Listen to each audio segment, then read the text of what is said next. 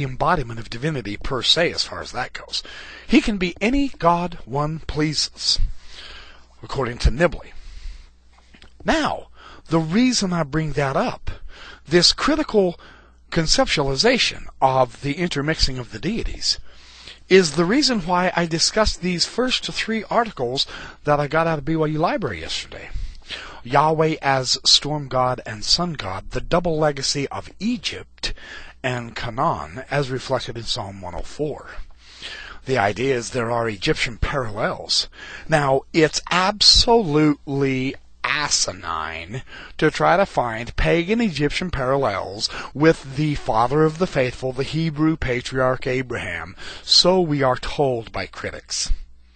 Abraham would have had nothing to do with any of that crap, and yet we keep trying to find the parallels to justify our conclusions about the Book of Abraham. Well, that's not true now. These studies show Yahweh is the storm god. Now, this storm god imagery, this doesn't just go to Egypt. You remember in my other podcast on Facsimile number 2, figure 7, on the Min Horus figure, I showed in the first couple of podcasts a very powerful concentration of storm god imagery with Min, the Egyptian deity, as well as with Jehovah in the Old Testament. Well, now, here comes Paul E. Dion, 1991, saying the same thing. It's both from Egypt and Canaan, the legacy of Yahweh as a storm god. Yahweh is associated very heavily with Zeus, Jupiter, the high god, and the whole point of finding the Greek parallels now see first this one guy, Dion, he looks at the Egypt and Canaan. Now this gentleman here, John Pairman Brown, he looks to the ancient Greeks and the idea of how Zeus worked with the wind and with the thunders and with the lightnings, and how he is the great king, a god above all the gods, and the same epithets that are associated with Jupiter and with Zeus and with several of the Olympian deities are also associated with Yahweh and Jesus in the New Testament, and so on and so forth. Yahweh is called our Father because he controls the elements, he says. And then he shows the Iliad and the Aeneid. He describes how, well, this is on page 183. Thunder is the voice of the high God. The word of God in the creation story is interpreted as thunder at Psalm 104:7. It says, "At the voice of thy thunder, the waters took to flight." And see elsewhere, in the ancient Near Eastern mythology texts, elsewhere the primeval sea dragon Rahab. This runs parallel to the battle of Zeus the Thunderer with the giants. So, he's finding all sorts of pagan parallels, if you want to look at it that way. Page 184. The high god exercises his role as the thunderer in quasi-conciliar fashion. And at Psalm 29:1, the sons of Elim, the Beni Elim, are to ascribe to Yahweh honor and strength in recognition of his thundering. That's verse 3. The others are not comparable with him. See, this is a God feared in the council of the holy ones. Virgil says, in concilio sanctorum. Well, this is the same thing with Jupiter's conciliar status as far as that goes. And the Etruscans say that the thunderbolts are sent by Jupiter. So see, now we have goes back to Jupiter, who is before Zeus. By thunder, the high god gives the army of his people victory. Well, that's a major theme about Yahweh fighting Israel's enemies, isn't it? Yes, and he shows that. 1 Samuel 7:10, Yahweh thundered with a great voice that day against the Philistines, and they were scattered. Well, he goes on and on and on. My point in bringing up these major biblical scholarly researches is to show that the essence of scholarship, the real perks, the goal, the consistency of scholarship is to find patterns and parallels throughout all of the ancient cultures and to see what jives and what doesn't, what meshes together and what is completely incongruous. This is precisely how Nibley approached the Book of Abraham.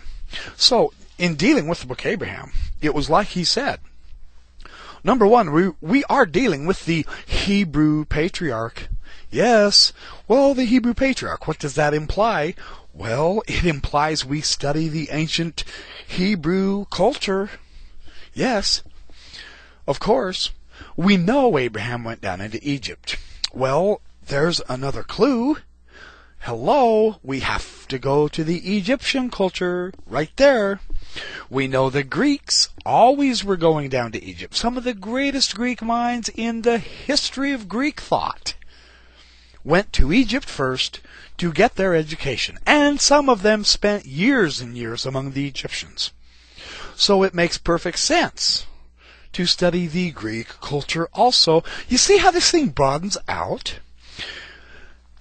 And so this, unfortunately, hey, until we begin to broaden, until we begin to give more attention, I'll put it this way, to the various cultures, the mythology and the ancient politics, and there's lots of writings from the ancient Greeks themselves, as well as the ancient Egyptian materials have come out, and lots and lots of research and scholarship on the ancient Hebraic materials with the new archaeological materials of the Ugaritic texts are still being translated. Absolutely. And it's still bringing forth extra background. Well, until we begin to look at this vast wealth of material, we simply are not...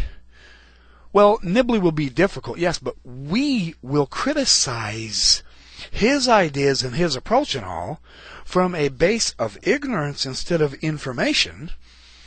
And in the long run, the longer I've looked through the decades as I've continued my researches, I look back on some of the areas that I disagreed with Hugh Nibley with, and now I say, whoa, am I glad I didn't publish that criticism, because what a moron I was being, because I did not get it. Now that I have this Thespis, this magnificent book of Thespis, and now that I've been able to branch out in the study of, believe it or not, the Zohar, and the Sefer Yetzirah, and the Bahir, and I've been studying the Jewish angle of the Kabbalah, and of course I've tried to keep up with the archaeological materials of the biblical record, with the Egyptians, with the Greeks. It's an enormous amount of work. I'll be quite frank with you, and I don't always succeed very well. And this brings up my other point that I wanted to get into in Nibley's treasure in the heavens as a further elaboration of his principle that he has in the Abraham in Egypt, because the facsimiles, the facsimile number 1, facsimile number 2, especially the hypocephalus, the topocosm, as Gaster would put it, and facsimile number 3, the spirits in heaven, and so on and so forth. This principle of the treasures of the heavens. Are we dealing with an allegory, or are we dealing with something that's real? Well, Nibley says on page 172, they're not allegorical, but they're supposed to be real. This idea, the life-giving treasures of the earth. Well, the golden grain. We're talking wheat here. This is anciently kept in a sacred bin, and it really does come from the sky. And this is apparent to everybody, of course. The miracle of the bounties of heaven literally pouring from the treasure houses of the snow, the terrible storehouses. Well, this is an awesome sight, but it also fills everyone with joy. It is a joyous sight. Without a benign intelligence, however, to administrate these treasures, we run into problems. Life can wreak frightful destruction. Well, so we have to have this idea that we call a measure of knowledge, skill, benevolence. These things are necessary, of course. And why? Because they convert the raw materials into useful gifts.